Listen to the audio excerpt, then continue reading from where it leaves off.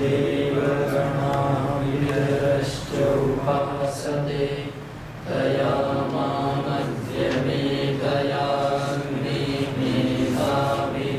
कुरु स्वाहा।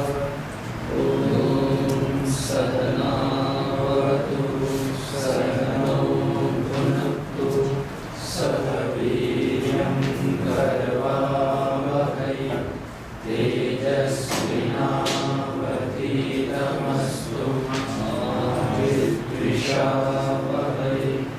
ॐ शान्ति शान्ति शान्ति। भवतामत्र सर्वेषां एकदासिना स्वागतम। आप सभी का एक बार स्वागत है। हमारी जो चर्चा चल रही थी ये पंखे की अपेक्षा है नहीं ये आवाज की अपेक्षा है तो माता जी को फिर चलने दीजिए। आवाज नहीं थोड़ा बंदा कर दीजिए, कम कर दो। तो हमने एक विषय पे चर्चा की थी।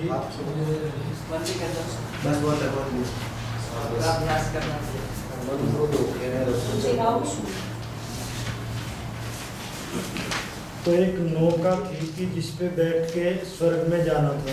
तो उस नौका में कौन कौन बैठते हैं?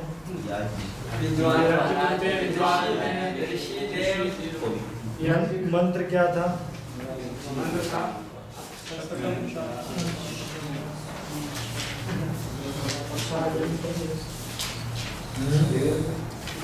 पृथक प्रायण प्रथमादियो कैसे? पृथक प्रायण प्रथमादियो अकर्मणता सर्वस्यानि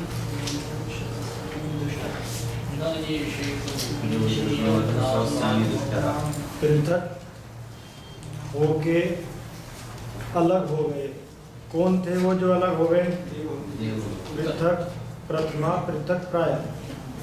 पहले जो विद्वान देव धार्मिक व्यक्ति थे वो अलग हो गए। किससे अलग हो गए? कौन से कर्मों से अलग हुए? और कौन सी नौका में बैठ गए? और कहाँ चले गए? हिमालय में, स्वर्ग में।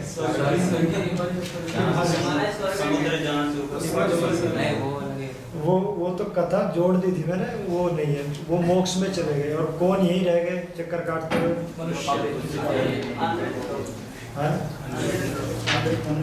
ध्यान देने की बात है कि जो मर्त्य मनुष्य थे, जो झूठ बोलते थे, धर्म का पालन नहीं करते थे, आदि आदि गुणों से जो युक्त थे, गुणों से दुर्गुणों से गए, तो वो यहीं रह गए। इससे क्या सिद्ध हुआ? मंत्र परमात्मा क्या कहना चाह रहा है? यज्ञ क्या है?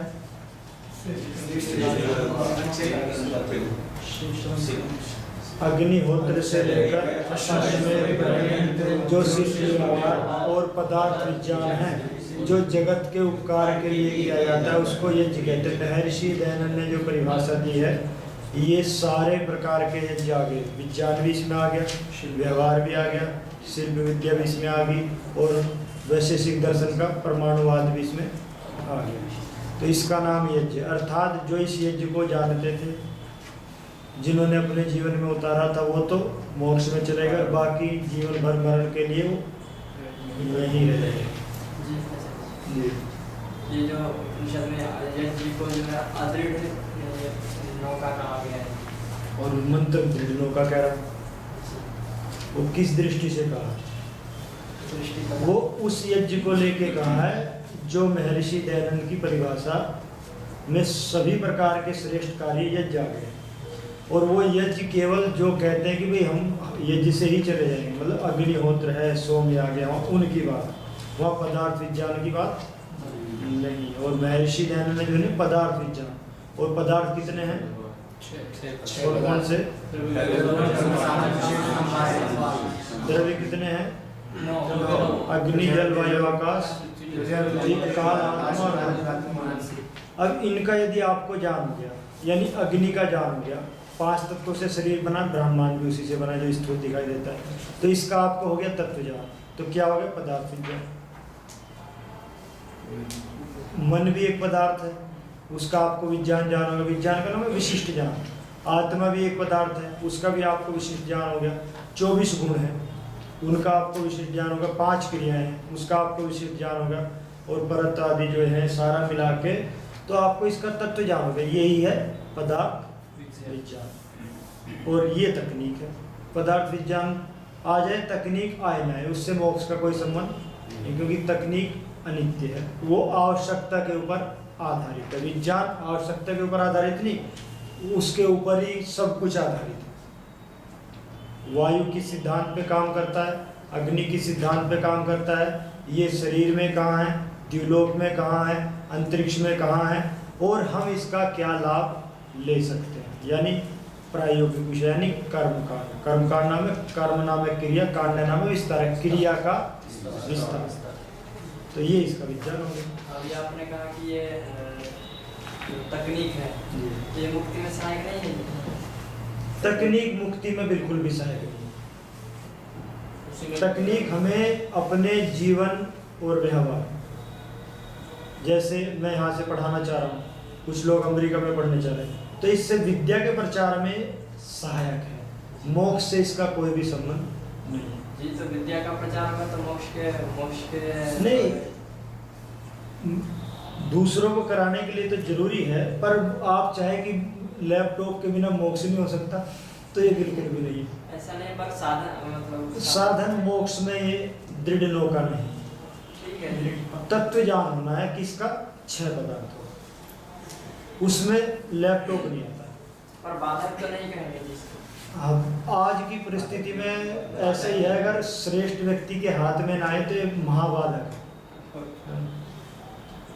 तो ये तो अपने आप में अच्छा ही है। नहीं, मैं मना नहीं कर रहा हूँ, पर आप कहो कि इसके बिना मोक्ष नहीं होगा तो ये ठीक है। इसका मोक्ष से कोई सीधा संबंध, इसका बादरायण संबंध है।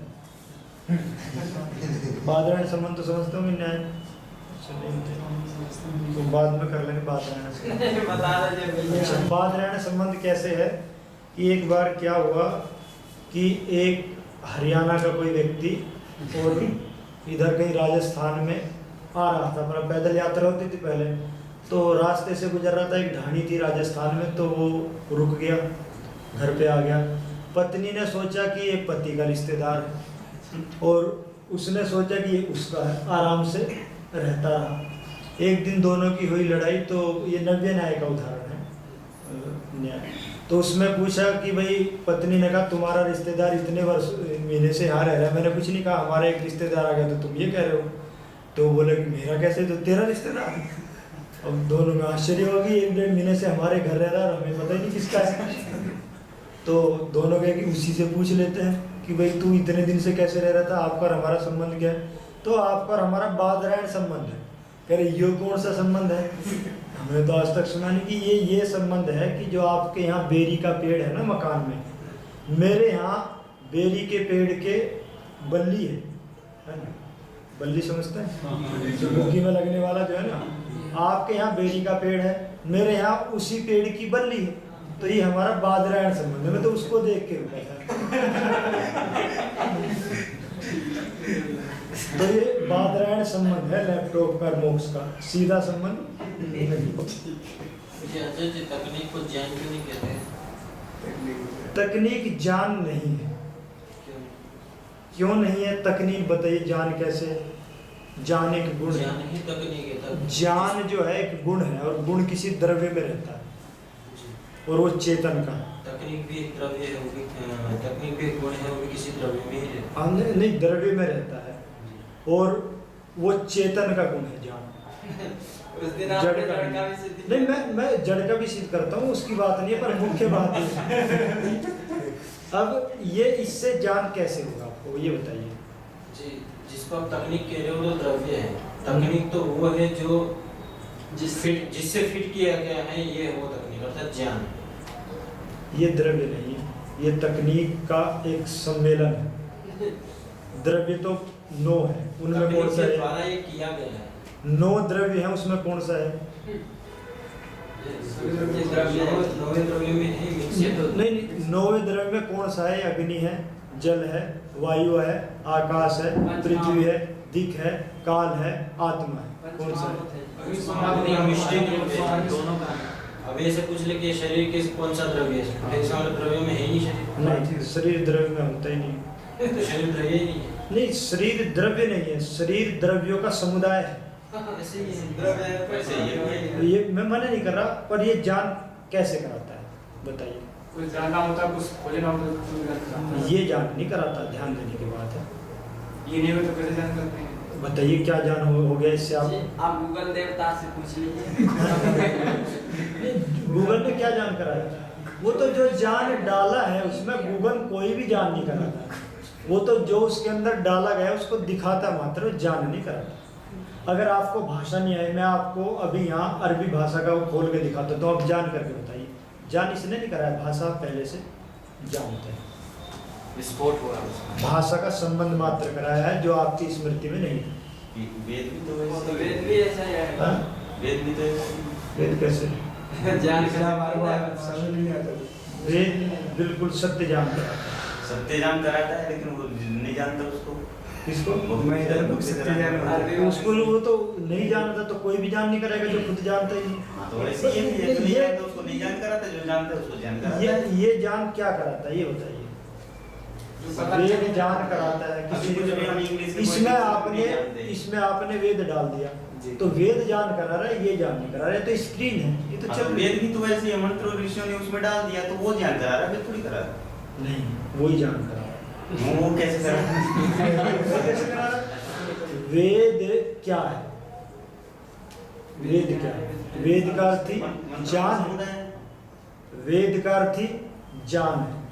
वो कहाँ से आया? ईश्वर से। ये कहाँ से आया? ईश्वर प्रदत्त वाणी हुई तो इसमें तो केवल ये तो स्क्रीन है ना, स्क्रीन का वो भी तो कागज है, वैसे कुछ नहीं। वो कागज नहीं है, वो कागज तो अब लिखा गया है। वो नित्य है, ध्वनि तरंगे वैसे ही इसका जो नित्य ढांचा है ये तो अनित्य है, लेकिन इसमें जो ज्ञान है वो तो नित्य है। नहीं, जान नित्य नहीं है, तो स्क्रीन पे केवल चलता है। वो आपके अंदर नहीं है। जो स्क्रीन पे चित्र चल रहा है वो आपके अंदर नहीं है। और वेद आपके अंदर है। यस्मिन् ऋचा सामयजुन। यदि अगर उसी वेद मंत्र का स्क्रीन में चला दें तो हमारे अंदर वो गूगल है ना, चाणक्य के उसके अंदर तो ऐसा कुछ है नहीं, हमारे अंदर भी प्रकाशित करने की आवश्यकता है। जैसे हमारे अंदर वेद है, हाँ। उनको प्रकाशित करने की आवश्यकता है। जी। जैसे ही ज्ञान हमारे अंदर है, लेकिन प्रकाशित है। अच्छा, जान वेद के बिना जान नहीं होता, ये पक्की बात है। क्या गूगल के बिना जान नहीं होता? हाँ या ना? वेद के बिना ज्ञान- वेद के बिना जान नहीं वेद होता। के बिना पूर्ण ज्ञान नहीं होता। पूर्ण ज्ञान नहीं होता, गूगल के ज्ञान बिना होता। पूर्ण ज्ञान नहीं होता। ऐसा गूगल के बिना पूर्ण जान नहीं होता, ऐसा तो बिल्कुल नहीं। जब गूगल नहीं था तब लोगों को ज्यादा जान, गांव में ज्यादा स्मृति ज्यादा थी नहीं थी? हाँ या ना? जब गूगल नहीं था, कैलकुलेटर नहीं था, स्मृति ज्यादा थी या नहीं? तो स्मृति के जान कहाँ बढ़ा? जान को कम किया। नहीं, स्मृति जान नहीं। आप हाँ या ना उस बात पर नहीं जाइए। जब कैलकुलेटर नहीं था, जब कंप्यूटर नहीं था, स्मृति तीव्र थी या नहीं? हाँ या ना? इसका मतलब इसने जान को बढ़ाया नहीं, कम किया। बात सीधी। बात कर लेते हैं, बात कर लेते हैं। स्मृति कम किया, जान कम नहीं किया। स्मृति भी कम नहीं इसका कारण अलग है। सीधी बात है। बिना कैलकुलेटर के आज मोबाइल में अगर 4-5 गणना करें तो मोबाइल में खोलना पड़ता है। पहले तो और पहले क्या था, बिना विचारे गांव के बड़े बुढ़े भी बड़ी बड़ी गणना कर देते थे। इसका मतलब तकनीक ने हमारे दिमाग का स्तर कम किया है। ये तो आपको मानना पड़ेगा। वो तो अब पहले के लोग आलसी थे कि परमात्मा जो बना दिया था दिमाग उसी से काम करते थे। अब तो खुद बना लिया वैसे दिमाग। जैसे परमात्मा बनाया था आलसी नहीं थे, आपसे बलिष्ठ थे, आपसे स्वस्थ थे, आपसे बुद्धिमान थे। आलसी का लक्षण नहीं। वो लोग बना नहीं पाए ना जी ऐसे। चलो, ये केवल एक साधन मात्र है, इसका मोक्ष से कोई संबंध नहीं है। और इसके आने से विकास नहीं, विनाश हुआ है। लौकिक दृष्टि से तो विकास हुआ है, आत्मिक, सामाजिक, राष्ट्रीय और बौद्धिक दृष्टि से विनाश हुआ है। ये वेद की दृष्टि से मान लीजिए लैपटॉप बना दो, फिर उसको भी आप ऐसे कहेंगे कि विनाश करने वाला है। है वेद की दृष्टि से लैपटॉप बनाओ तब देखेंगे। अभी मैं पाठ करते हैं। संजय कैसे देखा था? अब संजय से पूछो, हमें क्या पूछो, मोक्ष में पूछो। अब आगे जो है एक नौका थी, और ये लैपटॉप रूपी नौका नहीं थी, ये तो डुबाने वाली है। वो नौका थी यज्जिया, जिसके ऊपर बैठ के व्यक्ति मोक्ष में चले गए थे। और जो उस नौका पे नहीं बैठ पाए वो समुद्र में डूब के अब दूसरा विषय चल रहा है, ये छठे अध्याय का दूसरा पाद है, तीसरा तृतीय पाद का 45वां शब्द देखें, अमवान। ये शब्द जो है एक विशिष्ट अर्थ को कह रहा है, जिसका अर्थ है अमात्य युक्त, अम अस्य स्थिति अमवान, जिसके पास अम है। अम के दो अर्थ है, अम रोगे और अच्छी प्रकार से विस्तार। अम का अर्थ विस्तार भी, अम अर्थ रोगे भी। अर्थात विस्तार राजा का कब होता है, जब उसके पास अमात्य है। अमात्य नाम है मंत्रिमंडल, तो उसी को कहते। अमवान नाम है अमात्यवान। अमात्य प्राचीन भाषा में मंत्रियों का नाम है। अब ये अमात्य कौन है यहाँ ये बता रहे हैं। किणुस्व पाज प्रसिद्धिम न पृथ्वीम या ही राजा इव अमवान इभेन त्रिश्वीम अनु प्रसिद्धिम द्रुणानो अस्तासी विद्य रक्षस तपिष्ठ। इसमें मंत्र में दो वार्ता हैं। एक बात है कि आप जो हैं जैसे राजा मंत्रियों के साथ जाता है, जैसे पृथ्वी फैली हुई है, अर्थात वैसे जैसे पृथ्वी का फैलने के बाद बल बढ़ा हुआ है, जैसे राजा का मंत्रियों से बल बढ़ा हुआ है, वैसे आप बल को बढ़ाएं। इसका अर्थ है किणुस्व पाज बल। दूसरी वार्ता है इसमें, मंत्र का अर्थ बाद में करेंगे, कि जो शत्रु हैं, अगर आपको बल बढ़ाना है तो शत्रुओं का विनाश करना पड़ेगा। दूसरी बात है, क्योंकि जब तक शत्रु रहेंगे आप सुरक्षित नहीं रह सकते। मन में काम, क्रोध, ईर्ष्या, लोभ, द्वेष, ये शत्रु हैं तो भी आप विकास नहीं कर सकते। और राष्ट्र के अंदर प्रच्छन्न शत्रु हैं या राष्ट्र के आसपास के जो देश हैं, वो भी आपके विकास में बाधा बनेंगे, तो उनके ऊपर हथियार फेंको, ऐसा कह रहे हैं। अब देखते हैं, किणुस्व पाज है बलम किणुस्व। और प्रसिद्धिम न पृथ्वी यथा पृथ्वी प्रसिद्धि, जैसे पृथ्वी विस्तार को प्राप्त है या किसी के द्वारा फेंकी गई है, तो वैसे ही आप भी बल का विस्तार करो। और फिर क्या करो, या ही, और फिर जाओ राजा इव अमान इभेन, जैसे राजा इभेन समूहेन, जैसे मंत्रियों के समूह के साथ जाता है, वैसे आप भी जाओ। आगे बता रहे हैं, त्रिश्वीम अनु, त्रिश्वीम शीघ्र ही, अनुप्रसिद्धि अस्ताशी, यहाँ प्रसिद्धि का अर्थ है हथियार यानी गति यानी वज्र। और त्रिश्वीम शत्रुओं के ऊपर शीघ्र ही, प्रसिद्धि वज्रम अस्तः असी, फेंकने वाले हो, अस्ता असी, आप शीघ्र ही शत्रुओं के ऊपर वज्र को फेंकने वाले हो। और क्या करो, द्रुणान, द्रुणान कान शत्रु, शत्रुओं को मारते हुए, विद्य रक्षसस तपिष्ठ, जो तप्त हैं, तप्त जो हथियार हैं, तप्त जो आग्नेय तत्व हैं, जो अत्यंत जलते हुए आग्नेय बाण कह सकते हैं, उनके द्वारा रक्षस विद्या, राक्षसों को मार दो, नाश कर दो। वेद के अंदर जो जितने भी आते हैं ना, आपने महाभारत आदि में देखा होगा, इन सब के नाम हैं। ये जो आग्नेय अस्त्र है, शक्ति है, जो ये है, ये वज्र है, ये सारे वरुण अस्त्र हैं, ये इनके और तरीके भी हैं कुछ कुछ थोड़े थोड़े।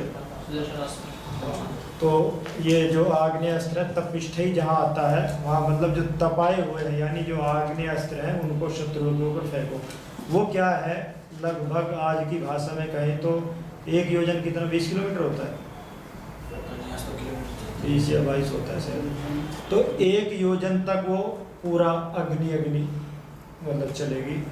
और यदि वायव्य अस्त्र फेंका तो इतनी भयंकर आंधी आती है, उस समुद्र में जैसे आता है ना तूफान, सब कुछ एक योजन तक वो उड़ा देती है। ऐसे यदि वरुण अस्त्र फेंका तो एक योजन तक भयंकर मूसलाधार वर्षा होगी जो बाढ़ ला देगी।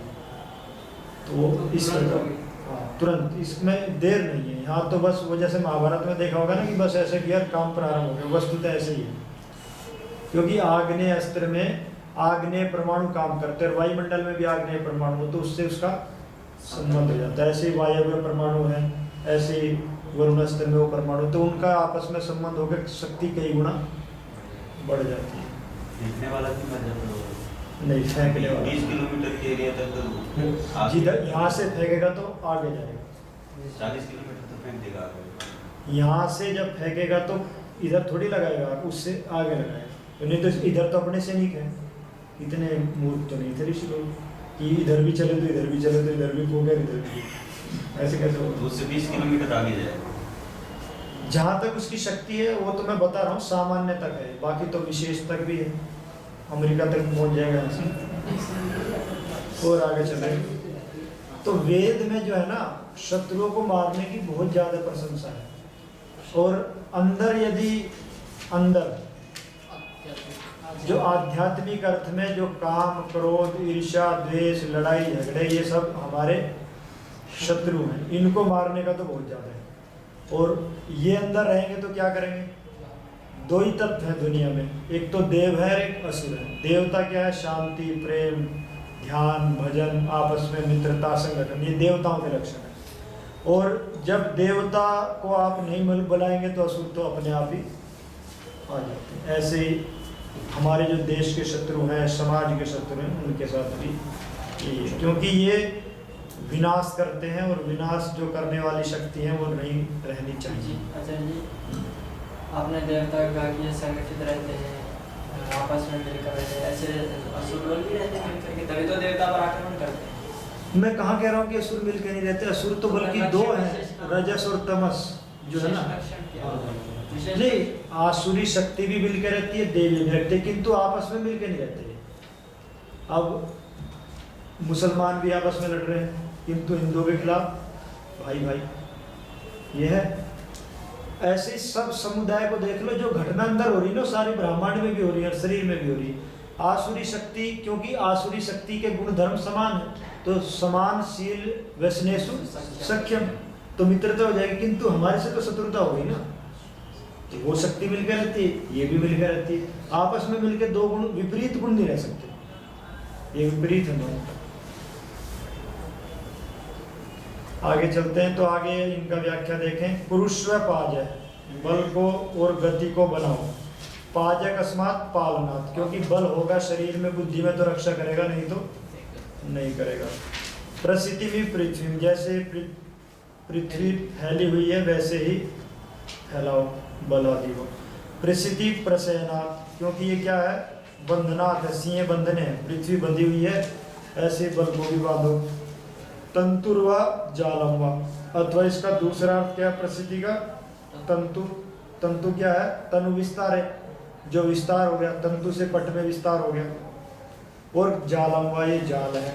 या ही राजा इव अमात्यवान, यथा राजा मंत्रियों के साथ में जाता है ऐसे आप जाओ। अभि अमनवान अथवा अभिलक्ष्य अमनवान, ये अभिलक्षित करके जाते हैं इसको। कोई अब पता लगे कि मोदी यहाँ आ रहा है तो क्या होगा? पता लगे फिर ऋषि उद्यान में मेले पे मोदी जा रहे हैं, तो अभिलक्षित करके लोग आएंगे। और अप्रसिद्ध व्यक्ति आ जाए, कितना भी बड़ा विद्वान और कुछ भी हो, जिसको जानते ही नहीं है, जिसकी कोई प्रसिद्धि नहीं है, तो क्या सोचेंगे लोग? अब कोई घूम रहा होगा, है ना, और पता लग जाए तो फिर क्या होगा? तो वही है, तो अभिलक्षित करके गतियुक्त है ये। और स्ववानवा, ये अपना लगता है, ये अपना है, कोई बाहर का नहीं है। इरा भृता गणेन गतभेन हस्तिनैति, इरा भृता गणेन, या तो इरा भृता का क्या अर्थ है? इराम विभर्ती थी, इरा भृत, तो गणेन नाम है समुदाय है। अथवा गतभेन हस्तिना, जैसे हाथी का भय निकल जाए तो हाथी क्या करता है? कई बार हाथी का दक्षिण भारत में भय निकला है, मंदिरों में जो हाथी है ना वो बिगड़ जाते हैं, तो फिर वो पूरा। तो ऐसे ही आओ, बल के कारण क्या होता है? क्योंकि ऐसे है ना, जिसमें बल होता है और निर्भय हो ही जाता है, और कमजोर व्यक्ति हर जगह थोड़ा थोड़ा मेरा भाई तो इतना बलवान है तो भी डरता है, बहुत ज्यादा। आपसे डरता है? नहीं, मुझसे डरता है। अब जो चीज है नहीं उससे भी डरता है। लेकिन आचार्य जी की डर से ना, आचार्य अरविंद जी की डर से ना, मेरे में लगा चला गया था छोटे में। वो ज़्यादा महंगा वो तो ये अज्ञान है, ये अज्ञान का कारण है। तो अज्ञान की वजह से भी, अविद्या से भी डरते हैं ना ये लोग। अविद्या से ही डरते हैं, बाकी विद्या से तो कोई डरता ही नहीं। इसीलिए आगे चलते हैं। विद्या से भी डरते हैं वैसे। त्रिश्व्या अनु विद्या से डरते हैं। बहुत डरते हैं। बैकग्राउंड पढ़ लिया, अब क्या है, छोड़ो। विद्या से नहीं डरता कोई भी, नहीं डरते हैं। डरते ही करते कोई पूछने वाले को सोच कर डरते हैं। जो कमजोर है फिर विद्या आई नहीं वही डरेगा। नहीं जी, कितना ही पढ़ा लिखा हो, लोग कोई पूछ ना दे उससे। कोई पूछना ले इसका मतलब उसको अपनी विद्या पे विश्वास नहीं, इसका मतलब विद्या नहीं आई। विद्या तो विश्वास नहीं तो निर्भर है व्यक्ति, कहाँ कोई बढ़िया लगे, हम तो यही चाहते हैं कि पूछे, कोई पूछता ही नहीं। आपका धन्यवाद, आपने पूछा, पर वापस भी थोड़ा पूछ लेना चाहिए। वो इस विषय को समझता भी है नहीं। त्रिश्व्या अनुप्रसिद्ध्या, तो शीघ्रता के द्वारा और अनुलक्षित करके इस गति के द्वारा या वज्र के द्वारा दुर्नान नाम हिंसन, इसके द्वारा वज्र के द्वारा लक्षित करके शीघ्र ही हिंसा करते हैं। इसलिए जब भी विचार क्रोध आदि का है तो तुरंत हिंसा करनी चाहिए, उनको तुरंत हटाना चाहिए। इसमें ये विशेषण है त्रिश्वी।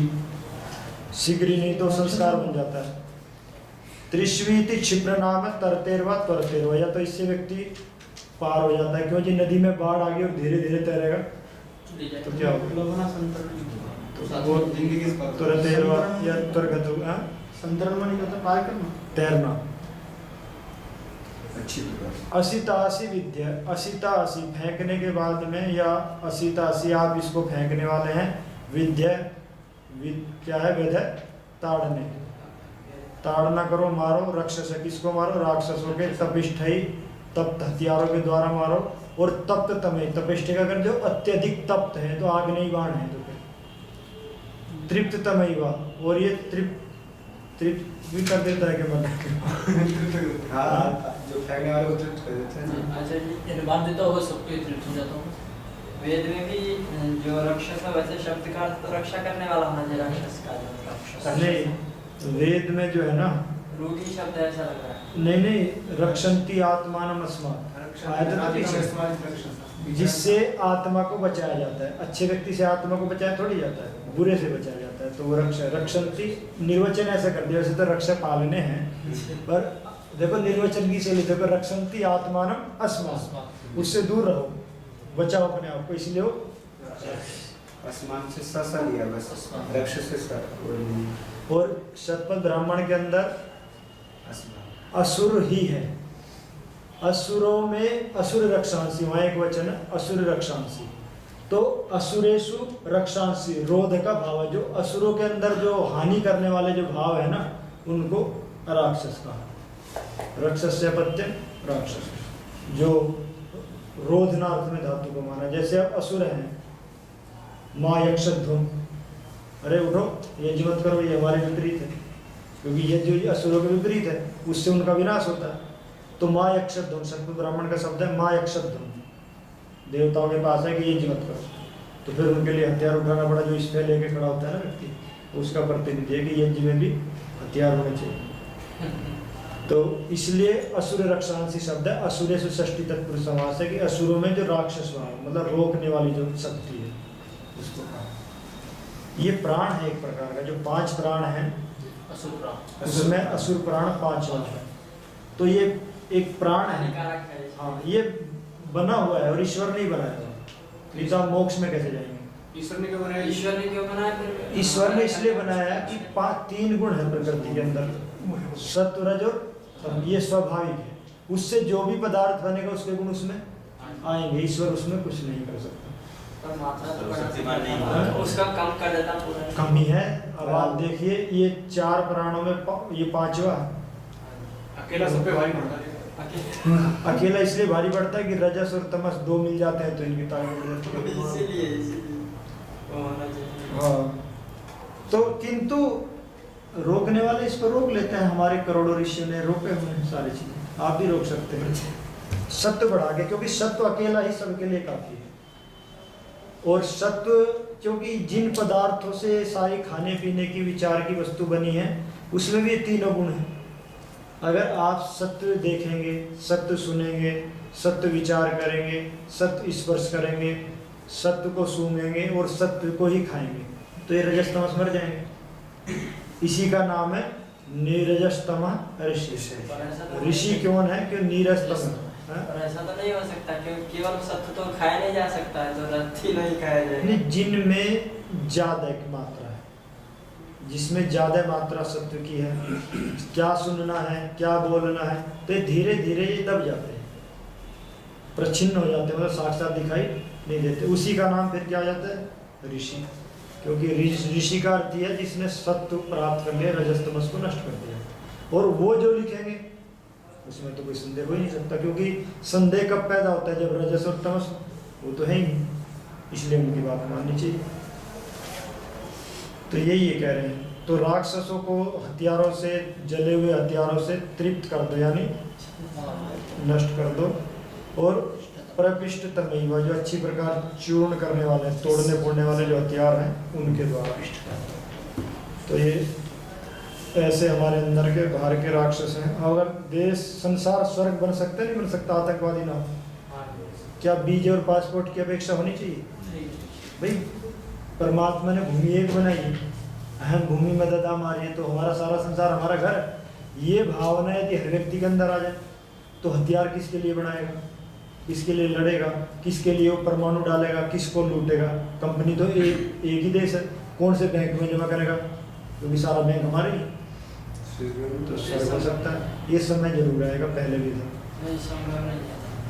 नहीं तो हथियार बनाने का आदेश क्यों देते थे? आवश्यकता नहीं। हथियार का इसलिए दिया है कि ऐसा हो जाए तो जैसे हो रहा है तब करो। पहले भी होता रहा है ना। नहीं, मैं मना कहाँ कर रहा हूँ, पर ऐसा करोड़ों वर्षों तक नहीं हुआ। जब अज्ञान आता है तब ये होता है। ये राम के समय हुआ था। राम जी तो कहाँ थे, कब थे? त्रेता में थे। तो उससे पहले तो सतयुग में तो एक राजा ये घोषणा करता है कि ना हमारे यहाँ कोई ऐसा व्यक्ति नहीं, कोई ऐसा नहीं, मतलब सारे लोग सुखी हैं। ये तो बाद ये तो बाद में बाद में तो इसका मतलब राम के बाद में भी हुआ है। ये बाद में किया था। हाँ जी, अश्वपति। अश्वपति बाद में उपनिषद का है। नहीं, उपनिषद ये थोड़ी मानो कि उपनिषद बाद में हुए। उपनिषद तो बहुत अश्वपति तो बाद में। बहुत पुराने। हाँ, तो ये नहीं कह सकते कि वो उसके बाद में थे। अश्वपति तो कई हुए हैं, जैसे व्यास भी कई हुए हैं, पतंजलि भी कई हैं। तो इसमें संशय भी कौन सा? चलो कोई बात नहीं कि ऐसा समय जरूर था, है ना। और अच्छे दिन तो प्रारंभ हो गए, फिर हो जाएगा ऐसा समय। अमीवा अभ्यमनेन व्याख्याता है। अमीवा की व्याख्या जो अभी की थी ना, अभी अम अनेन, अभ्यमनेन व्याख्याता, अर्थात रोगवान जो है वो कौन है? अमीवा। और ये वैज्ञानिक क्या मानते हैं? सबसे पहले अमीवा ही पैदा हुआ। हाँ, वही अमीबा है। अमे रोगे धातु से अमीवा बना ना, अमे अस्मिन स्थिति अमीवा। हाँ, रोग दुर्नामा, इसका नाम भी जो है ना ठीक नहीं है। कृमि भवती, ये कीड़ा होता है एक प्रकार का वायरस। पाप नामा, ये पाप को लेके घूमता है। कृमि क्रव्यते मेद्यति, ये कच्चे मांस को खा जाता है व्यक्ति के अंदर घुस के।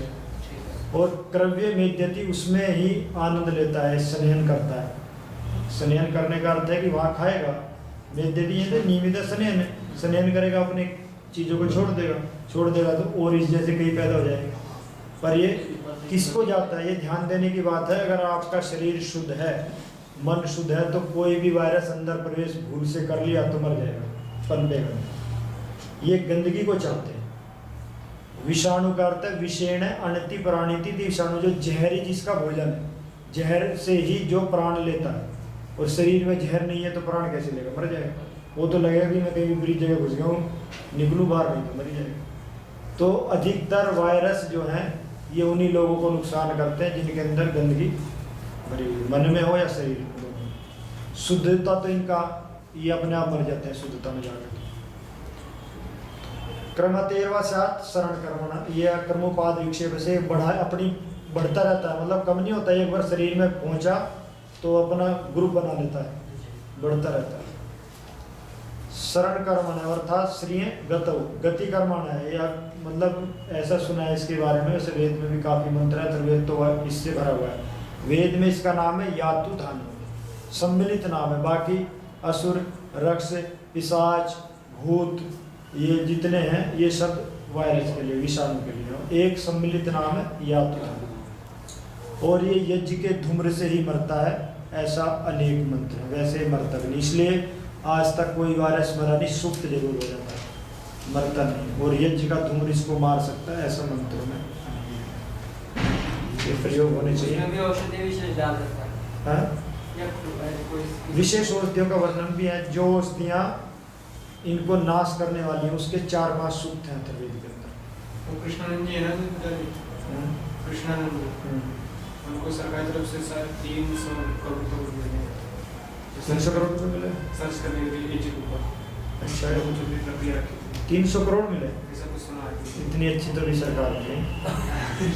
वो पास होते होते कौन सा लोग हैं? यहाँ रिश्तेदार में आए आए थे वो रानी यहाँ पर किया था रानी वाली स्वामी कृष्णानंद के साथ मैं गया था यहाँ जवाहरलाल नेहरू हॉस्पिटल में परीक्षण करने, तो मैं गया था करवाने, लेकिन वो उनका करवाने का शैली गड़बड़ है। मैंने कहा था ये आप ठीक नहीं करवा रहे, पूरा धुआं ही धुआं कर दिया। अगर अग्नि होता तो किया ही नहीं।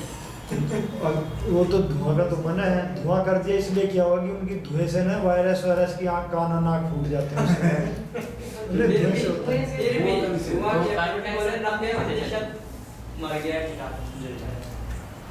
तो क्राम तेरवा या ये है ना कि बड़ी तीव्र गति से दौड़ता है, मतलब शरीर में घुसा और बड़ी तीव्र गति से अपनी संतान पैदा करके पूरे शरीर पे कब्जा कर लेता है।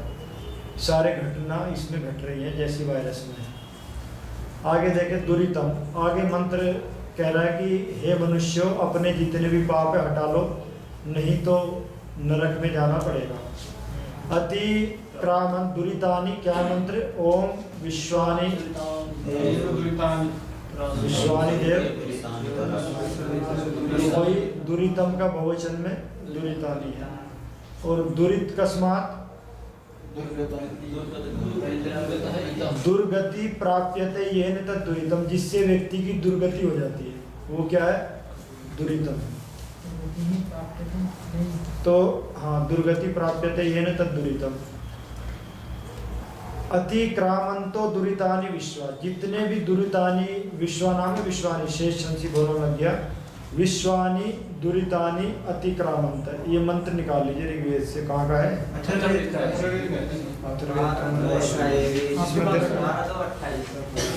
हाँ, इसमें भी दिया हुआ है, देख लेते हैं, अच्छा मंत्र है।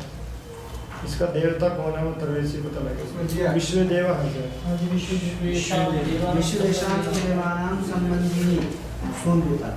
इसका देखिए वैश्वदेवी सुनृताम आरभत्वम, वैश्वदेवी नाम है विश्वे देवा देवता अस्य स्वयं वैश्वदेवी। वो कौन है? वाणी, सुनृता वाणी को कहते हैं सुनृता, सुष्ठु नयति प्राप्यति सुनृता वाणी को। तो सारे देवता जिसमें रहते हैं और अच्छी प्रकार से जो सत्य को प्राप्त कराने वाली है, उस वाणी को आरब्धम प्रारंभ करो। शुद्धा भवंत, उससे क्या मिलेगा आपको? शुद्धा भवंत यज्ञास पावका, यज्ञास है पावका शुद्धा भवंत। जो यज्ञ करने वाले हैं और जो पावका हैं, जो पवित्र करने वाले हैं, वो शुद्धा भवंत, वो शुद्ध हुए या शुद्ध होते हुए। अतिक्रामंत दुरितानि, शुद्ध होते हुए सारे दुरितों पे आक्रमण करते हैं, यानी उनका अतिक्रमण करते हैं, यानी उनको छोड़ दें, उनको नाश कर दें। उसके बाद क्या मिलेगा ये बता रहे हैं। मंत्र की एक विशेषता है जो किसी अन्य ग्रंथ में नहीं। पहले तो वो बताएगा कि ये करो, फिर इसको करने से मिलेगा क्या, वो जरूर हर मंत्र में आप देख भी रहे होंगे, लगभग हर मंत्र में होता है। वहाँ भी आया था कि यज्ञ करो तो उस नाव पे बैठ के मिलेगा क्या। ऐसा यदि आप अपने जीवन को पावक बनाओगे, पावक का अकस्मात पावक, जो खुद भी पवित्र है और पवित्र करती है, तो अग्नि होगी या सत्य हो गया। और यज्ञ से पहले भी आए जो यज्ञ के योग्य हैं, तो वो अपने वो शुद्ध होते हुए, और शुद्ध कब होंगे? वैश्वदेवी सुनृताम आरभत। मंत्र पूरी बात को बता रहे, सभी देवताओं की जो शुद्ध वाणी है उसको प्राप्त करते हुए। तो देवताओं की शुद्ध वाणी तो वेद है, क्योंकि सारे देवता इसी वेद वाणी में रहते हैं। तो इसको जानते हुए, इसको धारण करते हुए, वो इससे क्या मिलेगा? यज्ञा से पावका शुद्ध। तो यज्ञ करने वाले, अपने आप को पवित्र करने वाले शुद्ध होते हुए, भवंत नाम है हो नहीं, होते हुए। आगे क्या करेंगे? शुद्ध होते हुए क्या करें? दुरितानि अतिक्रामन्ते। जब आप शुद्धता आएगी तो दुरित अपने आप जाएंगे। इनको नष्ट करते हुए विश्वानि दुरितानि विशेषण है, संपूर्ण दुरितों को। ये नहीं कि किसी के प्रति तो मित्रता है और किसी के प्रति द्वेष है, ऐसा नहीं, सभी प्रकार के दुरितों को हटाते हुए शतम हिमा सर्ववीरा वदेम। 100 साल तक हिमा, हिमा नाम है हेमंत ऋतु जो है, या जो ही है, ही गतौ है, उससे भी बना लो, केवल ऋतु की क्यों मानो। तो शतम हिमा मन प्रत्यय कर लो, हिमा बन गया। तो शतम हिमा नाम है ही गतौ, 100 साल तक ज्ञान गमन प्राप्ति को मदे में, मदे में शब्द है, प्राप्त में नहीं, मदे में, मदि हर्ष से आनंदित रह के प्राप्त करें, दुखी रह के नहीं। पर ये कब होगा? मंत्र ने पूरा अर्थ खोल दिया है, जब सुनृता वैष्णदेवी वाणी को आप आरंभ करेंगे, वेद वाली बात होगी। उसके बाद में इसका शतम हिमा वहाँ के आगे से अगर 100 को छोड़ने वाले हम बन जाएंगे। है 100 को छोड़ने वाले कैसे बन जाएगा? वहाँ के आगे, हाँ, वहाँ के आगे त्याग, जो 100 है उसको छोड़ने वाले हम बन जाएंगे। 100 को छोड़ने वाला 99 मर जाएंगे। 100 को छोड़ने वाला था, 100 को पूरा कर दें। छोड़ के अतिक्राम। उसमें भी कोई बात नहीं, ये भी हो जाएगा क्योंकि भूयसी श्रद्धा सतात भी है, पर ये शतम हिमा को कह रहा है, तो 100 का अर्थ 100 ही है, नहीं तो यहाँ फिर 3 लगा देते। 100 का अर्थ तो ऐसे असंख्य भी है, पर अतिक्रामता का दोनों जवाब ले लेंगे ना। सर्ववीरा हिमा सर्ववीरा शतम मदे। सर्ववीरा सर्वेषु कार्येषु स्थानेषु वीर्यति अतिक्रांत्यति इति सर्ववीरा। ये नहीं कि एक ही कार्य में वीर है, पढ़ने में भी वीर है, बल में भी वीर है, धर्म में भी वीर है, युद्ध में भी वीर है। अच्छा, नहीं तो सब वीर, सभी वीर, सर्वैव वीरान् सर्ववीरा। समाज स्वर क्या दिया है? वाक्य ऊपर स्वरित है।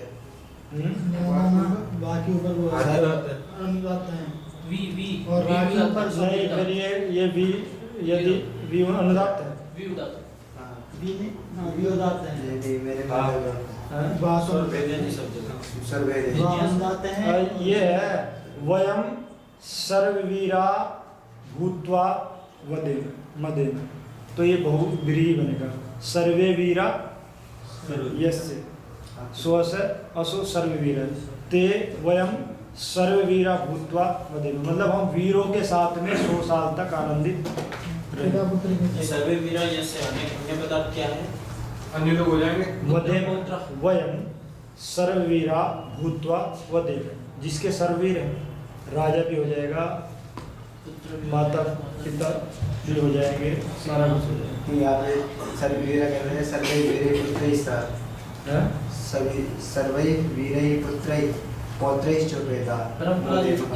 केवल वीर का पुत्र थोड़ी है, वीर का तो योद्धा है। इसका अर्थ बता रहा हूँ। हाँ, तो भाई मंत्र इस बात को कह रहा है कि वैष्णो देवी को आरंभ करो, उसके बाद में शुद्ध यज्ञ भी करते रहो, अपने आप को पवित्र करते हुए, दुरितों को हटाते हुए 100 साल तक वीरों के साथ में आनंदित रहो। कम से कम 100 साल से पहले मर गए तो ठीक नहीं होगा। और 100 हेमंत हेमंत या शरद, हेमंत में भी वीर तो हेमंत में होते हैं ना। सर्दी में शीत बनती है, बाकी नहीं बनती है। आग्नेय तत्व क्यों, इसमें कारण क्या है? सर्दी में भूख क्यों ज़्यादा लगती है? क्योंकि गर्मी बाहर निकल जाती है, जठराग्नि बाहर के वातावरण से, और बाहर ठंडी होती है तो सुगड़ जाती है, अंदर ही रहती है, इसलिए सर्दी में भूख लगती है। इसमें आयुर्वेद में लिखा हुआ है कि गर्मी में भूख कम क्यों हो जाती है, क्योंकि वो जठराग्नि गर्मी के कारण बाहर निकल जाती है। हमारे रोम को बंद हो जाते एसी में रहने वाले ज़्यादा मोटे जाते हैं खाने में। हाँ? जो एसी में रहने वाले हैं, एसी में उनके तो आगे चले। अपवे, अपवा का अर्थ है एक प्रकार से वज्र, अपवा यद एनया विद्यो अपवीयते, अपवा अकस्मात यद एनया विद्य, इससे जो ताड़ित व्यक्ति है अपवीयते, प्राणों को छोड़ देता है, मर जाता है, वज्र नाम है। व्याधिर्वा भयम वा, या तो ये रोग है या डर है, वज्र होना चाहिए था। अपवे परे ही, हे मेरे रोग आप और मेरे डर दूर चला जाए, तो डर कहने से दूर चला जाएगा। संकल्प लो अर्थात दूर करें जी सर। परस्पे ही मनस्पाप किमस्तानि संसति, परस्पे ही न तुम कामे गोसु गृहेषु नहीं वनेषु अरण्येषु संचरे गोसु गृहेषु निमनसम। तो ऐसा कहने से क्या मिलेगा? हम ऐसा करें, साहस बढ़ता है। हाँ, ऐसा कहने से क्या, जब आपने मन में बात उठाई कि परस्पे ही मनस्पाप है, जो मन में कोई पाप आ गया तो दूर चला जाओ, न तुम कामे।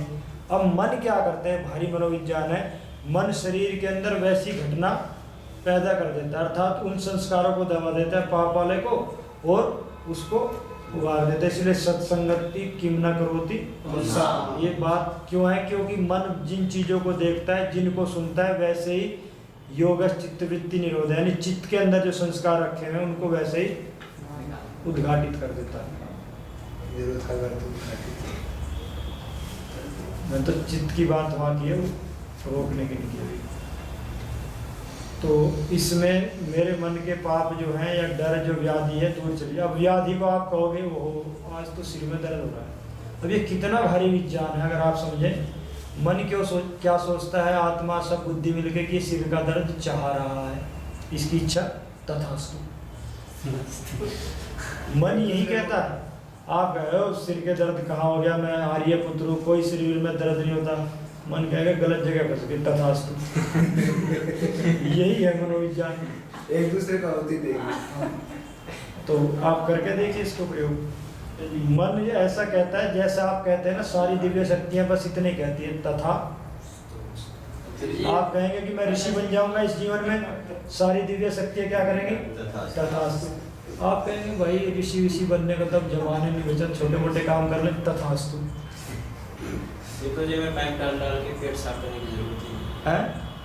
पैंट डाल ये देखिए, ये क्रिया है और ये क्रिया भी मन के द्वारा ही हुई है ना?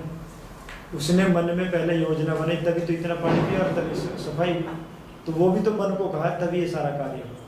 किंतु अगर आपको बचपन से ऐसा सिखा दिया जाए और आप एक बार करने के बाद ऐसा करें तो बिल्कुल तथास्तु होता है। करके देखिएगा। पर मन की वो हर किसी का मन थोड़ी कहेगा, ये कौन सा मन करेगा तथास्तु? सात्विक सत्य जरूरी है। अब ऐसे तो काम तो सारे उल्टे सीधे, खाने में मिठाई खा के कहे कि मिठाई मेरे को अमृत का काम करेगी, तथास्तु। जहर खा के बस्ती गई, जहर मेरे लिए सोम रस का काम करेगा, तथास्तु। ऐसे थोड़ी वो जहर तो अपना काम करेगा। ये तब आप उन नियमों का पालन नहीं करेंगे। अब कोई कहे कि भाई जहर खा के मेरा अमृत का काम करेगा, तो वो तथास्तु थोड़ी करेगा, वो तो परमाणु करेगा वहाँ। तो हाँ, अगर मन को सात्विक कर ले, वही चीज खाएं जो उपेक्षित है, क्योंकि वो तो आप प्रकृति के विपरीत चले। ध्यान देने की बात है, आप प्रकृति के विपरीत चल के ऐसा करेंगे तो नहीं होगा, क्योंकि प्रकृति के अपने सिद्धांत है। आप उसके विपरीत चल के तथास्तु नहीं करेंगे, वो तो प्रकृति तथास्तु करेगी। आगे चलते हैं। अमति अमामयी अमति आत्ममयी, उसी को खोल दिया है। अमति का क्या अर्थ बोला पहले? अमामयी। अमामयी नाम मति आत्ममयी, जो आत्मा के अनुसार बुद्धि है। आत्मा बुद्धिया मनोयुंगते,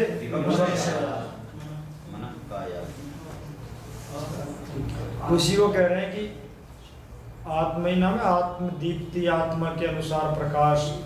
अच्छा जी, कोई ये भी तो अर्थ करने का आत्मा के अनुसार बुद्धि चेतन, आत्मा चेतन है, ऐसे बुद्धि भी चेतन नहीं। ऐसे कैसे करते हैं? कहाँ लिखा है इसमें? नहीं लिखा नहीं, आत्मा के समान है ना, तो समान में तो कई अर्थ लग जाए। समान तो वो भी है, आदित्य वर्णम तम सह प्रस्ताद। ये भी मंत्र है कि भाई परमात्मा क्या है कि सूर्य के वर्ण वाला है ना।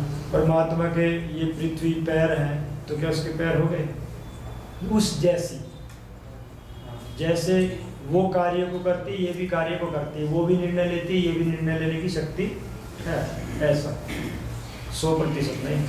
ऊर्ध्वा यस्य अमतिर्भा अधिद्युतत् सविमनि। सविमनि का कई बार अर्थ है प्रसवे, आया ना पीछे। प्रसवे प्रेरणया या प्रशासन में दोनों अर्थ होते हैं। तो ऊर्ध्वा, ऊर्ध्वा नाम है ऊपर के स्थान में।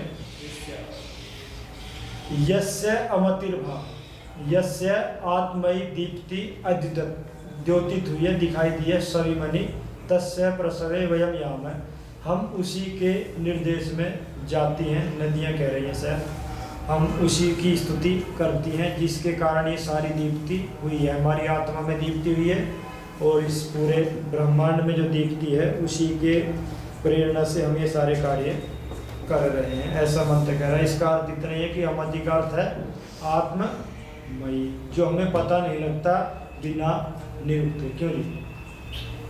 अगर निरुक्त नहीं होता तो अमति का अर्थ क्या करते? उल्टा करते, विद्यमान है मति अर्थात मूर्ख। अब निरुक्त ने कितना अच्छा कर दिया, अमति नाम है आत्मा, इसलिए निरुक्त से ये लाभ है जो व्याकरण से नहीं मिला था। अब ये पुनः अश्विनी आगे, अश्विनी देवता क्या है आज थोड़ा सा पता लगेगा इस मंत्र से। सृष्टिति क्षिप्र नाम है आशु अष्टिति, सृष्टिति क्षिप्र नाम है आशु अष्टि नाम गच्छति प्राप्नोति जानाति।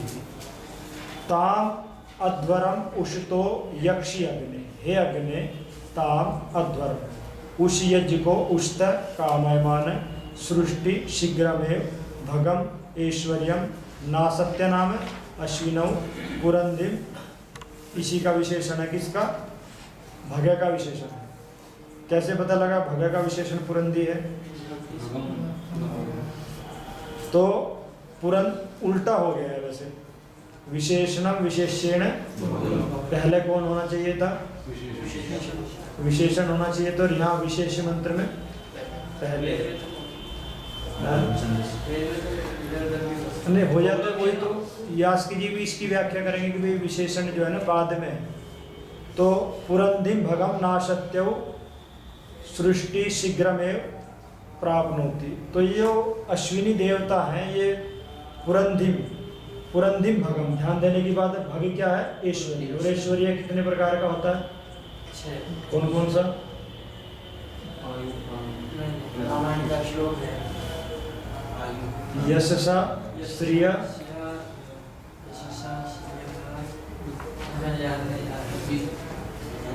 आयु रई, धन भी एक ऐश्वर्य, बुद्धि भी एक ऐश्वर्य। कुल मिला के ऐश्वर्य वैसे 6 प्रकार का सामान्य अनेक प्रकार का होता है। तो उस 6 प्रकार के ऐश्वर्य में वो पुरंधी भग है, अर्थात बहुत अधिक चीजों को पुरंधार्यति थी, बहुत अधिक चीजों को धारण करने वाला जो ऐश्वर्य है उसको जो अश्विनी देवता हैं उसको कामना करते हुए यज्ञ में शीघ्र ही यक्षी यजन करते हैं। उसका अर्थ व्यास जी कर रहे हैं, तान अध्वरे यज्ञ उष्ट, उन दोनों को यज्ञ में कामना करते हुए कामयमानान यज्ञ अग्ने सृष्टि भगम नाशत्यम, सृष्टि शीघ्रम भगम ऐश्वर्यम नाशत्य अश्विनौ च अश्विनौ नाशत्यौ च अश्विनौ सत्यव एव नासत्यव इति। अब अश्विनी देवता क्या है? क्योंकि अगर आपको बुद्धि चाहिए, आपको स्वास्थ्य चाहिए, आपको राज्य चाहिए, तो सब कुछ अश्विनी देवते देते हैं, पर बिना जानकारी के नहीं देंगे। तो आज थोड़ी जानकारी है, पूरी जानकारी देवता कांड में आएगी कि शरीर में कहाँ रहते हैं, अंतरिक्ष में कहाँ रहते हैं, इनका समय क्या है, किस समय आप इनसे चीजें प्राप्त कर सकते हैं, क्योंकि देवताओं का एक समय है। तो ऊर्ध्वम अर्धरात्र, आधी रात के बाद में, यानी 2 बजे से लेके आज के समय में 4:30 तक का इनका समय है। 2 ही घंटे है वैसे, थोड़ा बहुत जाते जाते भी दे जाते हैं, 4:30 तक मारते। तो उस काल में यदि आप प्राणायाम करेंगे, उस काल में यदि आप ध्यान करेंगे, तो ये आपको मेधा देंगे और स्वास्थ्य देंगे। क्योंकि उस काल में आधुनिक वैज्ञानिकों के अनुसार भी जो ऑक्सीजन की मात्रा है बहुत हाई लेवल की होती है। क्योंकि रात्रि जो है प्रदूषण को बिंदुओं के माध्यम से दबा देती है, सब कुछ शांत रहता है। तो उस काल में एक लाभ और है, जितनी भी जो ब्रह्मांडीय ऊर्जा है उस काल में वो अधिकतम होती है। ऐसा क्यों है? क्योंकि उस काल में जो आपय तत्व है, आपय तत्व उनको आकर्षण करते हैं। आपय तत्व उस काल में सबसे ज्यादा होते हैं और वातावरण भी शांत होता है, तो मन का ध्यान वैसे ही लगता है। किंतु यदि पेट में गंदगी भरी हुई है और झटके आ रहे हैं तो अश्विनी देवता भी कुछ नहीं करेंगे। जैसे गौतम जी कहते हैं कि मैं तो कई बार देखता हूँ निकल के अश्विनी दिखते नहीं, फिर सो जाता हूँ। मुझे एक ही बार जिसके बाद होती थी। अब ऐसे थोड़ी दिखेंगे, एक आध घंटा बैठ के प्राणायाम करो, जाप करो और थोड़ी देर दिखेगी अश्विनी दिखेगी। इतनी मोटी बुद्धि से अश्विनी दिख जाएगी। सूक्ष्म वेद पड़ गई। तो उस काल में लंबे काल सैतु दीर्घ काल निरंतर यह सत्कार ही नहीं है। थोड़ा बहुत देखे कि अश्विनी तो दिख नहीं रहे, अभी और सो जाता हूँ। पता ही नहीं आए कैसे आएंगे, कैसे पता ही नहीं, तो क्या देखा। फिर ठीक है, बताओ आगे चले। सत्यव एव ना सत्यव, सत्य ही क्या है? ना सत्य, अर्थात ये सत्य है। और सत्य क्या है? एक पदार्थ है। ऋतंच सत्यंचाभिधात तपसो जायते ततो रात्र जायते तथा समुद्र।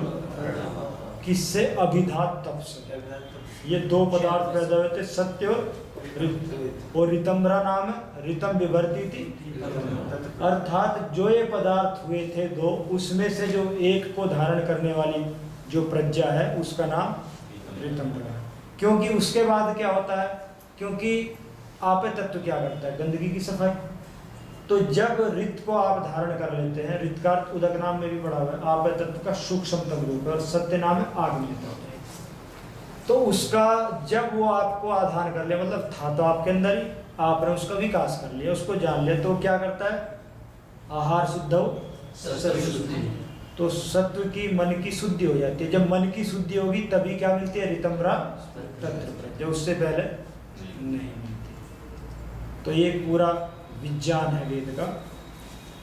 तो ये सामान्य शब्द नहीं है। ऋतंच आपने संध्या में कर लिए। संध्या का क्या अर्थ है? सभी प्रकार के विज्ञान, जो मुख्य विज्ञान है ईश्वर परमाणुओं का, संध्या में आना चाहिए। क्योंकि संध्या क्या है? सम एकी भूय ध्यायन्ति ध्यायन्ते व पदार्थानाम तत्वानि अस्याम सा, जिसमें एक ही भूय होके पदार्थों के तत्व का ध्यान किया जाता है। पांचों तत्व इसमें आते हैं, अग्नि जल वायु आकाश और पृथ्वी। मुख्य 5 दिशाओं के जो देवता हैं वो भी इसमें आ जाते हैं, आयु भी इसमें आ जाती है। संध्या में कोई भी विज्ञान नहीं छूटता अगर हम मंत्रों में व्याकरण लगाना हमें आ जाए तो। कैसे निर्माण हुआ वो विज्ञान भी आ गया।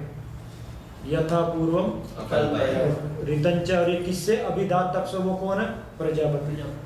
अभिधात तपस अभी इद्धात तपस, अभी लक्ष्य इंधि दीप तपस है, जो तप जो दीप्त था, प्रकाशित था, उससे पैदा हुआ। वो किसका था? प्रजापति। नहीं, ईश्वर का नहीं, प्रजापति। मतलब ये परमाणुओं से परमाणुओं का निर्माण हुआ। ईश्वर ने प्रारंभ में गति दे दी, बाद में भी कार्य रहे, पर जो परमाणुओं का जो निर्माण हुआ है इसके बाद दूसरा प्रकृति से क्या बना? तो बनाने वाला तो ईश्वर था, किंतु मूल तत्व तो क्या था? प्रकृति में। और उससे अहंकार ये भी एक विधि है और शतपथ वाली भी एक विधि है। तो ये है, अगर आप इस ऋत शब्द को जान लेंगे, इसके परमाणु को जान लेंगे, तो वो सब अंदर की ढलाई कर देगा। और उसके बाद ऋतंभरा प्रज्ञा मिलेगी, उससे पहले मिलनी मुश्किल है। इसी को कह रहे हैं, ये क्या है? सत्यव एव ना सत्यव इति ओर्ण नाभ होना चाहिए, वाभ है, ओर्ण है। तो ये ओर्ण आचार्य क्या कह रहा है कि सत्य ही क्या है? ना सत्य। अर्थात ऋतंच, ये दोनों जो परमाणु हैं ये द्विवचन क्यों होता है? आपने कभी विचार किया कि अश्विनी द्विवचन क्यों होता है? विद्युत। हाँ जी, कोई संसार का वैज्ञानिक नहीं बता सकता कि विद्युत की 2 धारा ये क्यों है। 2 धारा है, पर ये क्यों है? उनका आज तक वहां तक बुद्धि नहीं चली। 2 ही क्यों है? 5 क्यों नहीं है? 7 क्यों नहीं है? क्योंकि ऋतंच 2 ही चीजें हैं। तीसरी द्वयम वेदम अस्ति न तृतीयम अस्ति सत्यम चैव अमृतम च। और आर्द्रम चैव शुष्कम च। एक आर्द्र है उसमें रे, और वो क्या है? अग्नि सोमात्मकम जगत। अग्नि परमाणु और दो ही है, इसलिए दो ही। ऋतम सत्यम ये भी अग्नि सोम। हाँ, ये इसका थोड़ा सूक्ष्मतम रूप है। और ये हमारे अंदर भी है, और ये पदार्थ भी है। ये बड़ा रहस्यमय है सारा पदार्थ में चीजें। क्या चीज है जी? सत्य और प्रज्ञा। पदार्थ क्या चीज है जी? ये इनसे आगे पदार्थों का निर्माण हुआ है। सबसे पहले प्रजापति ने इन्हीं का निर्माण किया, बाकी ये आगे यही निर्माण करते हैं। जितने भी हमारे गुणवाचक शब्द हैं ना, लगभग वो किसी न किसी द्रव्य के भी वाचक है। तो नहीं, ये सत्य और ऋत जो आगे पदार्थों को उत्पन्न करते हैं, गुणों को उत्पन्न करते हैं अथवा द्रव्यों को? द्रव्यों को। ये द्रव्य है जी। ऋतंच सत्यंचाभिधातव से अध्यजायत, अधि उपसर्ग है, और अधि उपसर्ग किस अर्थ में होता है? ये पूरा विज्ञान है, पर इस हिसाब से हमने कभी संध्या देखी नहीं, या तो थोड़ा बहुत उसका अर्थ रट लिया वैसे कर लिया। ये कि जैसे कैसे होता है, कोई सतरजतम, कोई इससे, कोई उससे, कोई मूल प्रकृति कुछ और मान रहा है, कोई कुछ और मान रहा है। नहीं, ऐसा बिल्कुल भी नहीं है। दर्शनों में न कहीं मतभेद है, न वेद में, न ब्राह्मण में। देखने का पंचमा कोई नित्य मान लिया, किसी ने तीन कोई नित्य मान लिया। देखने का तरीका है, देखने का केवल तरीका मात्र है। नित्य तो केवल तीन चीज है, बाकी सब जो भी 6 भाव विकार है अपने रूप में पढ़ लिया महाभाष्य में। नित्य तीन चीज के हैं? ईश्वर जी हो, बाकी सब प्रवाह से। अब उनका वैदिक भाषा में, अब ये ना लोक में तो नाम दूसरा होगा, अब जो वैदिक भाषा है उसमें जो इंद्र है, इसमें कौन सा है? इसमें भी है वो। जो वैशेषिक दर्शन में इंद्र कौन सा है? और वो ऋषियों ने ये थोड़ी कहा था कि थोड़ी एक एक चीज पढ़ लो उसमें काम हो जाएगा। जब ऋषियों को पता था कि जब यहाँ से ये चलेंगे, ये तो वेद को समझाने के लिए है सारा। जब आप वहाँ तक पहुँचेंगे तो कुछ लगेगा ही नहीं आपको, तो सब परमाणु का खेल मात्र है। जो शक्तिशाली परमाणु है, जो राज तत्व जिसमें, उसका नाम इंद्र हो गया। जिसमें गति कराने वाला, उसका नाम आग्नेय हो गया। इसमें दर्शन में उसका नाम इस रूप में हो गया। तो और जानना की इस पर सीधी बात है, जानना इन्हीं को है। समाधि में भी क्या करेंगे? पहले वितर्क विचार 4 समाधि है, संप्रजात तो बाद में। परमाणु को तो जानो, परमाणु का होगा, फिर मन का होगा, बुद्धि का होगा, आत्मा का होगा, उसके बाद संप्रजात लगेगी। तो पहले वहीं से चलने का विधान है, समझे? पंचमहाभूत वाला पक्ष तो समझ में आ जाते कि उसको लोग नित्य मानते, तो चलो दृष्टिभेद मान करके वो समझ में। लेकिन ये जो ऋत और सत्य कहा, इससे तो ये क्या दृष्टिभेद है? बिल्कुल भी दृष्टिभेद नहीं, एक विज्ञान है वेद का। क्या? ऋत और सत्य जो पदार्थ है, प्रजापति ने इनको बनाया था, और यही आगे इन्हीं से सारा बनता है। ऋत सत्य दोनों नित्य पदार्थ, मूल पदार्थ बनाए गए हैं। ऋतंच सत्यंच विधात तप सो अध्यजायत, उत्पन्न किए गए, ये मूल है, उत्पन्न किए गए। फिर तो मूल नहीं है, मूल कोई और है। मूल कोई और है। अध्यजायत शब्द क्या है? अधिक रूप से उत्पन्न किए गए हैं। उससे भी और मूल है, इससे भी एक और मूल है, इससे भी और है। फिर अंत में चला जाओगे तो केवल प्राण मात्र, और अंत में चले जाओगे तो ब्रह्म मात्र। पौराणिक कथा जो सुनाते हैं ना, तो दूसरे रूप में घटा दिया। बाकी ब्रह्मा ही है इसको बनाने वाला। ब्रह्मा का मतलब परमात्मा नहीं, परमात्मा ने जिस पदार्थ को बनाया सबसे पहले बनाया, वो भी किसी से बनाया, वो जिससे बनाया तो वो मूल है ना, वो मूल है। वो नित्य हो क्या चीज? वो अभी प्रकृति समझिए नहीं, अभी तो प्रकृति समझे, जब ब्राह्मण पढ़ेंगे तो अभी वो विषय सामने आएगा। वो इसमें उसका नाम प्रकृति है स्वामी में, उसमें उसका नाम एक अलग तत्व है। तो ये उपादान लेकर ही चल रहे थे, इसमें निमित्त और साधन कारण को छिड़ा ही नहीं है। वेद में जो है ना, जो मूल है वो तो ऋग्वेद का जो 10वें मंडल का जो सृष्टि सूक्त है वो है। बाकी ये बना कैसे, इसके लिए अथर्ववेद का एक पूरा ही सूक्त है 150 मंत्रों का, उसका नाम है विराट। विराट से ये बना, उच्छिष्टात् उच्छिष्टात् ये बना, उससे ये बना, उससे ये बना, कैसे बना पूरा क्रम से वो पूरा होता है। तो आप जो अंतिम प्रकृति कह रहे कि अंतिम उसको प्रकृति कह रहे, तो प्रकृति क्या 3 है तो केवल एक ही है? प्रकृति तो एक ही है, 3 कैसे हो जाएंगे? मूल प्रकृति जिसको बोल रहे हैं, प्रकृति तो एक ही है, चलवा प्रकृति तो एक ही है। ये जाति में हो क्या बता? है जाति में नहीं, जाति में तो लड़ाई करेंगे फिर आपस में। एक ही होनी चाहिए, ईश्वर भी एक ही है। एक से अनेक कैसे पैदा होंगे? एक से अनेक ऐसे पैदा होते हैं, सबको पता है, कहने की जरूरत नहीं है। एक गेहूं का दाना आपने डाला, कितने दाने पैदा हुए? कई चीजों करके हुआ, एक से नहीं हुआ। लेकिन गेहूं ही तो हुआ जी, सरसों ये मूलतः देखिए, बीज एक ही था, बीज एक था, वो तो उसको पानी था, प्रक्रिया थी, वो सारी बात है, बीज एक था। लेकिन गेहूं ही तो असंख्य हुआ गेहूं का जी, दाना सरसों एक था, थोड़ी हुआ। उससे कितने दाने पैदा हुए? देखिए जो उन्होंने उत्तर दिया गेहूं ही तो बढ़ेगा, हैं? गेहूं ही तो बढ़ेगा, सरसों थोड़ी होगा। तो तीनों गुण है, जो भी आप पदार्थ खाते हैं सत्व रज तम तीनों वाले हैं, वही है, अलग नहीं। ये तीनों ये मूल चीज था तो प्रकृति से जो कई चीजें उत्पन्न करनी हो कैसे होगी? जो वो एक ही प्रकृति से कई प्रकार की चीजें उत्पन्न करनी हो कैसे होगी? बिल्कुल होगा। जैसे? आप एक चीज ले आओ, गेहूं का आटा ले आओ, उससे पूरी भी बनाओ, उससे रोटी भी बनाओ, वो और उससे हलवा भी बनाओ। अलग अलग चीज मिलाने पर एक ही, अब आटे से बनाते जब कुछ मत मिला उसमें, हाँ? क्या क्या बना सकते हो आप? भाई, मिलाएंगे क्यों नहीं? 3 परमाणु तो पहले से मिलेगा सत्व स्तंभ के।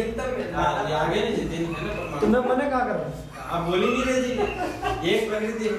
प्रकृति तो एक ही, परमाणु 3 है, परमाणु 3 है ना, मैं मना कहाँ कर रहा हूँ? वो 3 परमाणु से प्रकृति बनी है ना। प्रकृति बनी नहीं, यहाँ से बनी नहीं है। आप मुझे वहां क्यों ले जाना चाह रहे हैं? बनी नहीं है, समस्या वहां आप कह रहे हैं, बनी नहीं है, नहीं करते तो कैसे करें? आगे चले। तो ये सत्य है, ध्यान देना चाहिए। और ये कहाँ मिलता है बता रहे, सत्य से प्रणेतारो। अगर आपको सत्य प्राप्त करना है तो अश्विनी देवताओं की शरण में जाना पड़ेगा। ये क्योंकि वर्षों से ये विद्या लुप्त है ना, तो आप लोगों को ऐसा लगता है कि कहीं पाखंड तो नहीं चल रहा है देवता वेवता का। कई बार ऐसा लग जाता है जब मैं बताता हूँ ये देवता है, कह रहे आप भी कहीं पाखंड तो नहीं फैला रहे, देवता वाला जैसे वहाँ चल रहा है। कई बार ऐसा लगता है कि आप कहते हैं कि परमाणु इसका देवता ये है, इसको बुलाने से आता है, सुनी आता है, वो परमाणु कैसे आए सभी नीति आती है हमारे परमाणु कैसे आए? अब ऐसा है कि अब आपके स्तर की बात कर लेते हैं, फिर ज्यादा की देवी, कोई भी देवता आता है, कभी शंकर देवी आती है। आगे देखें। सत्य से प्रणेतारो, ये सत्य के प्रणेता है, उसको ले जाने वाले हैं, उसको प्राप्त कराने वाले। हमारी भाषा तो विक्रम जी को जरूर समझ में सारे देवता ये 50 साल से यही काम कर रहे हैं।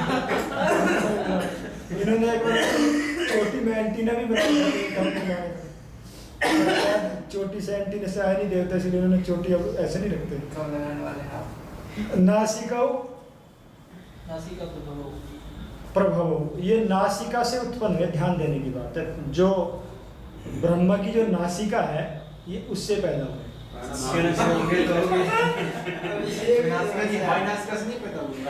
प्राण मान सकते हैं। अरे भाई, आपका ये प्राण अपान है, ये जो ब्रह्मा जो अंडे में घुसा था, वो एक जो प्रकार का परमाणु, तो उसने जो निर्माण किया है, उसने सारे देवताओं का निर्माण किया है। वो मैं कथा पे नहीं जा रहा अभी ज्यादा, किंतु उसके किस अवयव से कौन सा बना, तो जो अश्विनी देवता है वो नासिका के प्रतिनिधि है।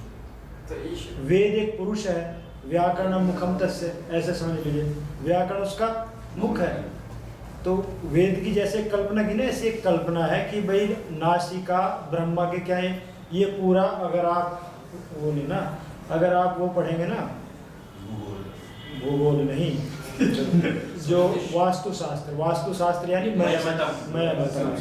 उसमें एक ब्रह्म पुरुष की कल्पना, मकान भी बनाते हैं ना, उसके अनुसार डिजाइन पे बनाएंगे तो रोग नहीं आएंगे, पक्की बात है। ये तो पाखंड फैला रहे हैं लोग, किंतु वो एक ऊर्जा का केंद्र है। ब्रह्मांड का नक्शा कैसा है, वैसा ही नक्शा यदि आपके घर का भी होगा तो सीधी ऊर्जा आएगी। मूर्तियां रखने के लिए बोला हुआ है उसमें, वो अलग विषय है, मूर्ति का अर्थ दूसरा, ऐसी मूर्तियां नहीं। वो एक मूर्ति मतलब पुरुष है, ब्रह्म पुरुष है। जैसे पुरुष की लंबाई आकार ब्रह्मांड का है, वैसे इसका भी है। तो ऐसा ही यदि घर बनाएंगे तो ब्रह्मांडीय ऊर्जा सीधी मिलेगी, तो रोग नहीं आएंगे।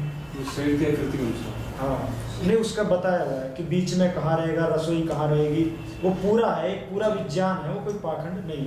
पर आज इन्होंने पाखंड बिना पढ़े लिखे ना, हिंदी पढ़ के, और वो वास्तुशास्त्र विशेषज्ञ बन गए, उन्होंने हानि कर दी।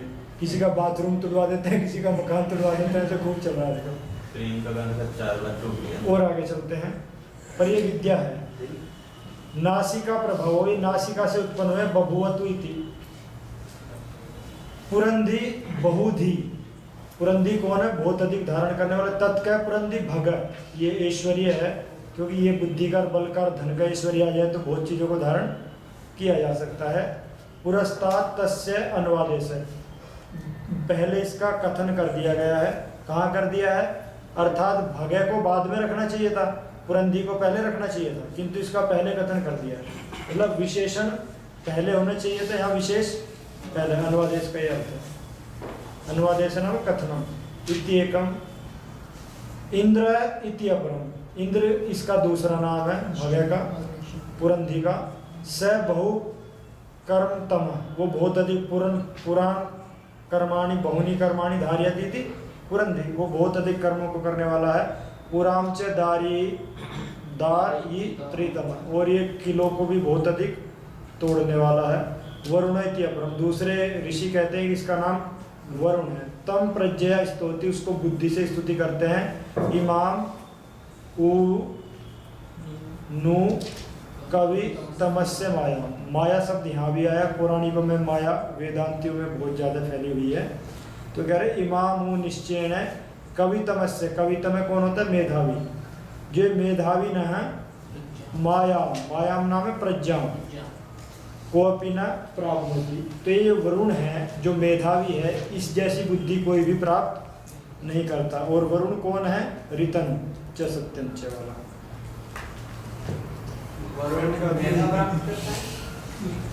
ऋत उस पदार्थ का नाम है जिसका कोई केंद्र नहीं है विज्ञान की भाषा में।